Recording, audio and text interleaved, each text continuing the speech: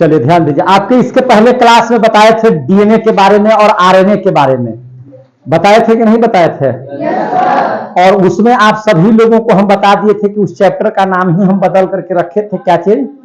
Nucleo acid. क्या बताए थे? Nucleo acid. उसी में बताए थे कि आपको किसी भी कोशिका के जो न्यूक्लियस होते हैं, उसी न्यूक्लियस में है ना क्या पाए जाते हैं?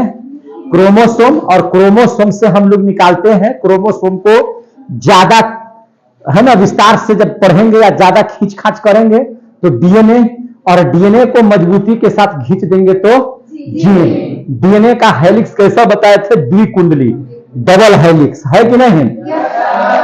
आज हम लोग डीएनए जब हम लोग क्रोमोसोम से निकाले, क्रोमोसोम 23 जोड़ा, कितना जोड़ा? 23 जोड़ा।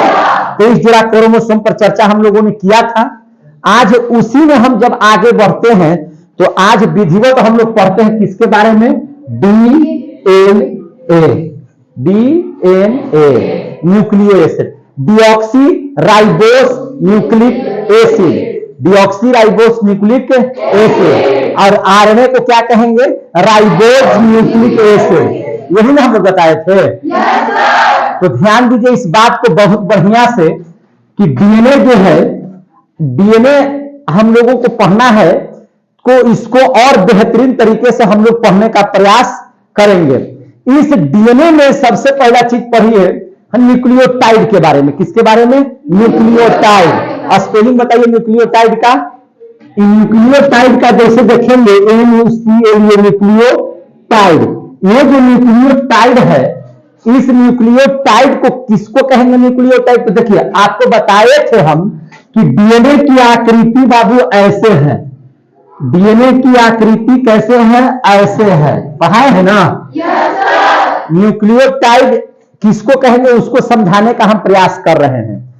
तो जो डबल हेलिक्स देख रहे हैं आप डीएनए का, एक इधर से जो गया है ऐसे ऐसे, देखा है ना, फिर इधर से जो गया है, तो इसका जो बाहरी साइड है, ये जो आप बाहरी साइड को आप जो देख रहे हैं, इसी को हम लोग क्या बोलते हैं? न्यूक्लियोटाइड बोलते हैं। अब समझ में आ गया सबको? अब समझ में आ गया? इसको हम लोग क्या बोलते हैं? न्यूक्लियोटाइड। समझ में आ गया ना? इस बाहरी भाग को। और यहां पर देख रहे हैं कि यहां से जो न्यूक्लियोटाइड ऐसे निकला और फिर यहां से जो निकला यहां पे दोनों आकर के मिला, मिला कि नहीं? तो जहां पर ये दोनों न्यूक्लियोटाइड आपस में मिलेंगे, याद रखिएगा, एकदम बढ़िया से इस बात को समझने की कोशिश कीजिए कि आपको कोई प्रॉब्लम नहीं हो। जहां पे ये न्यूक्लियोटाइड, देखिए यहां से निकला न्यूक्लियोटाइड और यहां से न्यूक्लियोटाइड, ये दोनों जहां पर जाकर के मिलेंगे उस भाग को क्रोमेटिन कहते हैं। क्या कहते हैं?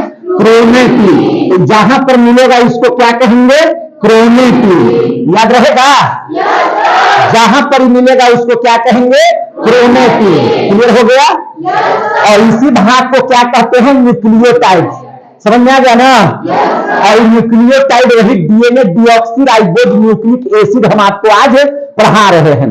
अब डीएनए में अगर इसको हम और बढ़िया से जानना चाहें कि आखिर यह डीएनए कैसे बना है, इसमें कौन कौन से चीज होते हैं, है कि नहीं, तो इसको और बढ़िया से समझने का जरूरत है। तो यानी कि गुणसूत्र को, जो क्रोमोसोम, कोशिका के अंदर में जो ब्रेन होता है जिसको न्यूक्लियस कहते हैं ना, कि कोशिका के ब्रेन न्यूक्लियस को कहा जाता है, उसी न्यूक्लियस में 23 जोड़ा क्रोमोसोम होते हैं। उसी में से एक क्रोमोसोम को खींच दीजिएगा, है ना, तो उसमें से क्या निकल जाएगा? डीएनए निकलेगा। क्या निकलेगा? डीएनए। उसको और ज्यादा खींचिएगा तो क्या निकल जाएगा? जीन। उसको क्या निकलेगा? जीन। पापा ये भेंट कर लो जी। उसके बाद देखिए डीएनए जो यहां पर है, इसको हम लोग अगर 2 भाग में खंडित कर दे, कितने भाग में खंडित कर दे? 2 भाग में। तो डीएनए को हम यहां पे पढ़ाते हैं डबल भाग में। कितना भाग में पढ़ा रहे हैं? डबल भाग में। 2 भाग में इसको हम बांट देते हैं। एक को हम कहते हैं न्यूक्लियोसाइड। क्या कहते हैं? न्यूक्लियोसाइड। न्यूक्लियोसाइड क्या कह रहे हैं इसको? न्यूक्लियोसाइड। और यह आपसे पूछा जाएगा कि डीएनए में जो तत्व पाए जाते हैं उस तत्व को क्या कहते हैं? तो देखिए हमारे शरीर में फास्फोरस पाया जाता है। फास्फोरस किस रूप में रहता है? फॉस्फेट में।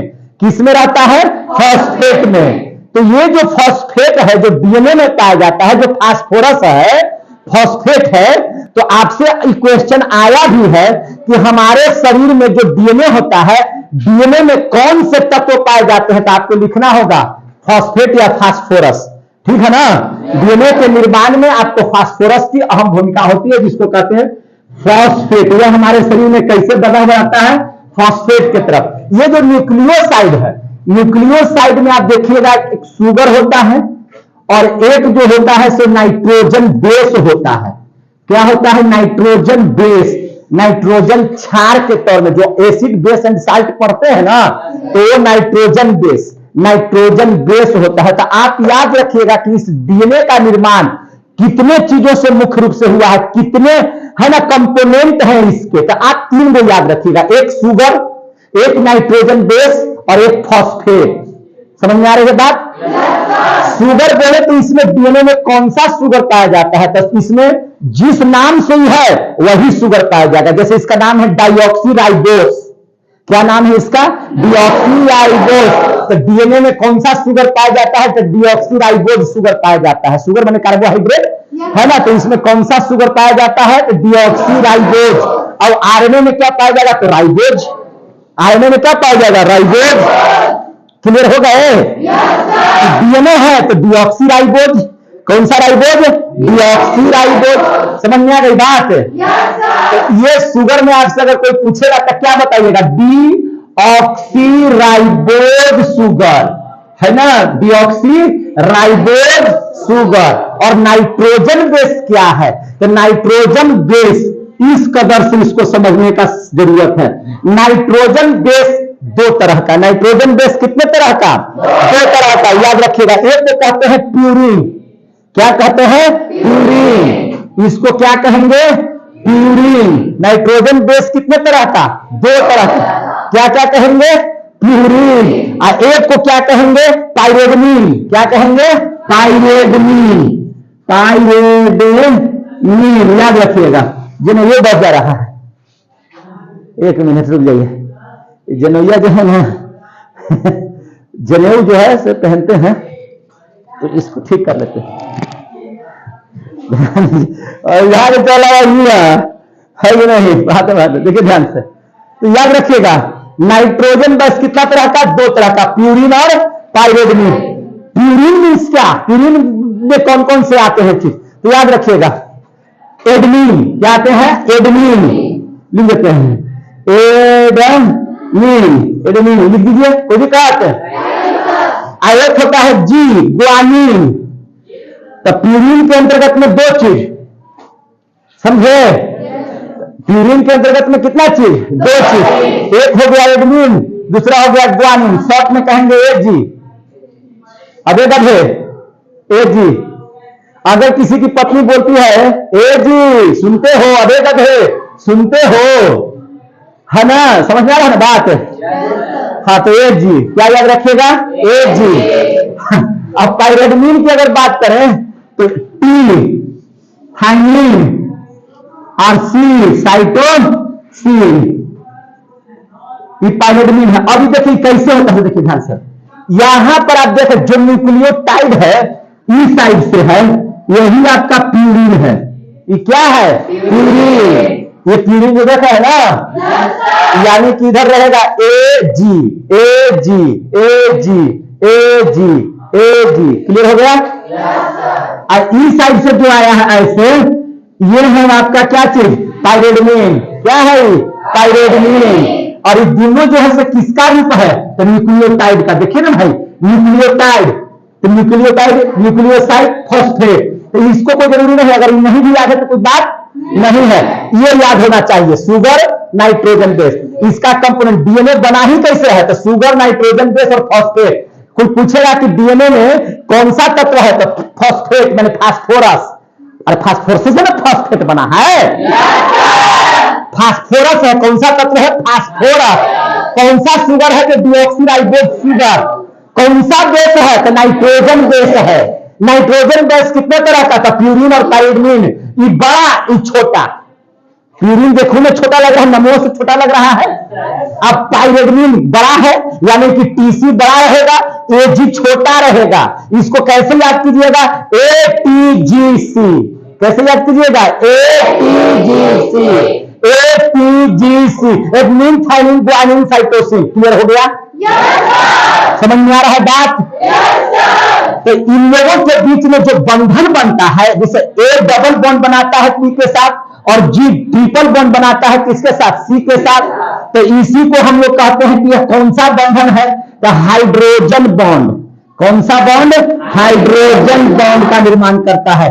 तो डीएनए के निर्माण में कौन सा चीज रहता है? तो थाइमिन है ना, एडेनिन, थाइमिन, ग्वानिन और साइटोसिन।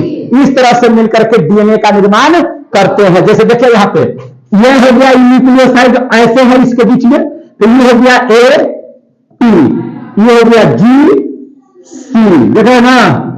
फिर यहाँ ए पी, फिर यहाँ जी C, A P G C, A P G सी, देख रहे हैं?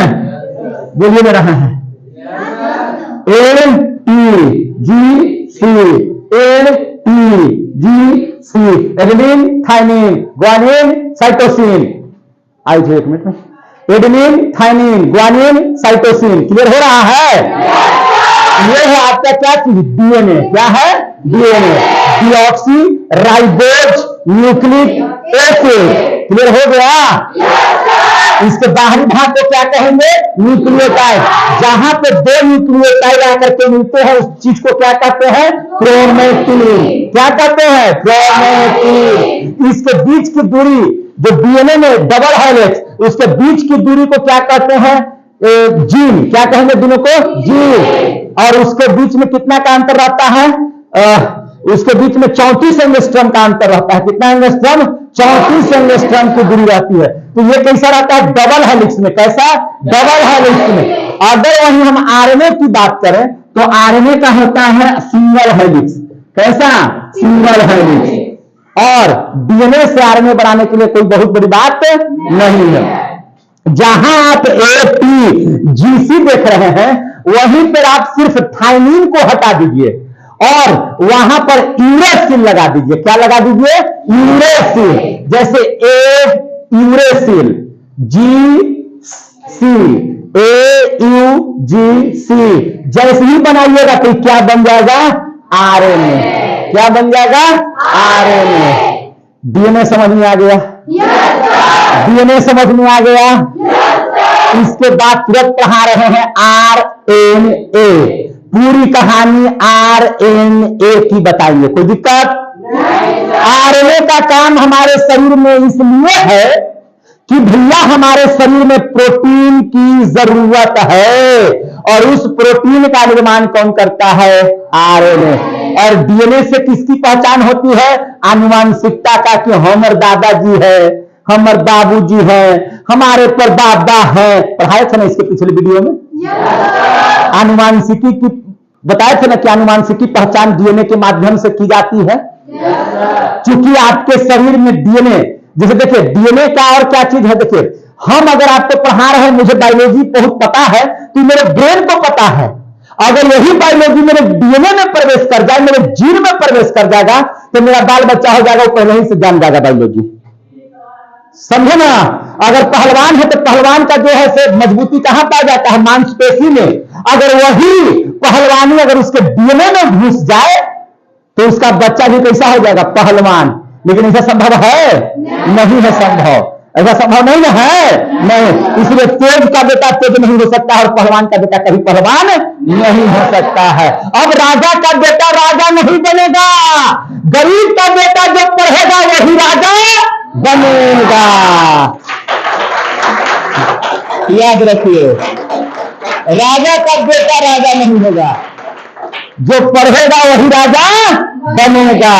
चाहे वो जिस जाति से हो, जिस धर्म से हो, जो पढ़ेगा उसी को नौकरी मिलेगी। चाहे आप किसी का भी बेटा रहे, बड़ा घर पे बेटा रहे या छोटा घर पे बेटा रहे, यह फर्क नहीं पड़ता है। और याद रखिए, जितनी बढ़िया से हम आपको पढ़ा रहे हैं, आप यकीन मानिए कि आपका बेस दुनिया के हर स्टूडेंट से सबसे अच्छा बेस तैयार कर रहे हैं। याद रखिए इस बात का। और कोई एग्जाम रहेगा, कुछ क्वेश्चन, जैसे इसमें से क्या क्वेश्चन आ सकता है डीएनए से, तो डीएनए से जितना भी क्वेश्चन आएगा आप आराम से बनाइएगा। दरोगा में क्वेश्चन आया था, है ना, कि इसमें कौन सा तत्व पाया जाता है डीएनए में, तो बहुत बच्चे नाइट्रोजन मार देते थे। नाइट्रोजन तत्व नहीं है इसमें बेस की तरह काम करता है, समझे, जिसके अंतर्गत में प्यूरिन और पायरोडीन आता है, और प्यूरिन के अंतर्गत में ए और जी है, और इधर पायरोडीन में टी और सी है। ये बड़ा है और ये छोटा है। एक तरफ क्या है प्यूरिन, एक तरफ क्या है पायरोडीन के न्यूक्लियोटाइड कहाँ हैं। न्यूक्लियोटाइड के जहां पे मिलता है उसको क्या कहते हैं, क्रोमोटीन। समझ में आ गया बात? कोई दिक्कत? तो डीएनए के निर्माण में एटीजीसी, और वही आरएनए बनाना होगा तो क्या करेंगे, एयूजीसी। तो डीएनए एटीजीसी, जोर से बोलिए, डीएनए। अगर आपको आरएनए जाना होगा तब क्या कीजिएगा, क्लियर हो गया? अब क्या कहिएगा, आरएनए बंद कीजिए और फिर देखिए धड़ाक से हम लोग क्या चीज आरएनए के बारे में। तब तक हम मिल लेते हैं।